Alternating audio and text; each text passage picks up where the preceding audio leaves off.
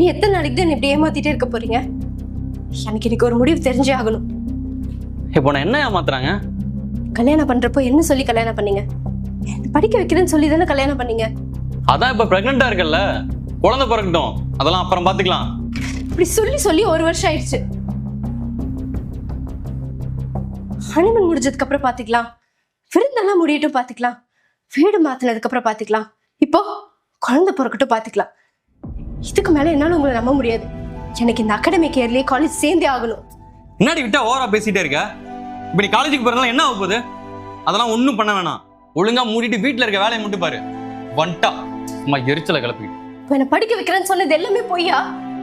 ஆமாண்டி, நீ பாக்குறது கொஞ்சம் அழகா இருந்த, அதான் உன கல்யாணம் பண்ணுங்கிறதுக்காக அப்படிலாம் சொன்னேன். அதான் இப்ப கல்யாணம் ஆயிடுச்சுல, இனிமேல் வீட்டுல இருக்க வேலையை மட்டும் பாரு. என்னால முடியாது. ஏய், படிக்க வைக்கிறதுக்கு முன்னாடியே இவ்வளவு திமிரா பேசிட்டு இருக்கியே, நாளைக்கு நீ எல்லாம் படிச்சு ஒரு வேலைக்கு போனீங்கன்னா என்னெல்லாம் பேசுவ? கற்பனைக்கெல்லாம் என்னால பதில் சொல்ல முடியாது. அப்படி சொல்லணும்னா சொல்லிட்டே தான் இருக்கணும்.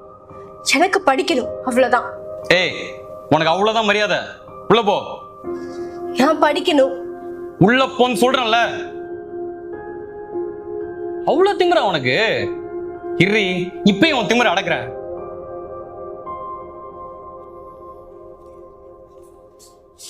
ஹலோ அத்தை. சொல்லுங்க மாப்பிள்ள. உங்க பொண்ணு நான் சொல்ல சொல்ல கேட்காம என்ன படிக்க வைன்னு டார்ச்சர் பண்ணிட்டு இருக்கா. ஒண்ணு அவளுக்கு சொல்லி புரிய வைங்க, இல்லைன்னா இங்க இருந்து அவளை கூப்பிட்டு கிளம்பி போயிட்டே இருங்க. ஏமா மாப்பிள்ள மனசு கஷ்டப்படுற மாதிரி நடந்துக்கிற? அவர் சொன்னதை கேட்டு நடந்துக்கேம்மா.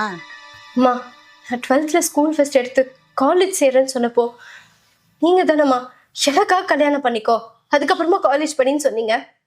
நான் உங்க பேச்சுக்கு மரியாதை கொடுத்தேன் தானே. அப்ப என் ஃபீலிங்ஸ்க்கு மரியாதையே இல்லையா? நான் இப்படிதான் என் வாழ்க்கை ஃபுல்லா அடுப்படி குழந்தை குடும்பம் நான் இப்படி இருக்கணுமா? படிக்கணும்னு ஆசைப்படவே கூடாதா? அதுக்கு எனக்கு உரிமை இல்லையா? ஏன் என்ன புரிஞ்சுக்கவே மாட்டேங்கிறீங்க? இப்ப கூட உங்க பேச்சுக்கு மரியாதை கொடுத்து மட்டும்தான் நான் இங்க என்ன படிக்க வைக்கன்னு கெஞ்சிட்டு இருக்கேன். இல்லைன்னா எப்பயோ தாலியை கழட்டி வீசியிருப்பேன். ஓ, தாலியை கழட்டி வீசிருவியா? அவ்வளவு தைரியமா உனக்கு? இங்க பாரு, என்னால உன்னை படிக்க வைக்க முடியாது.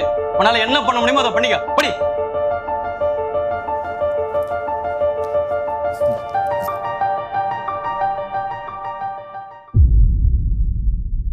ஏ மீனா,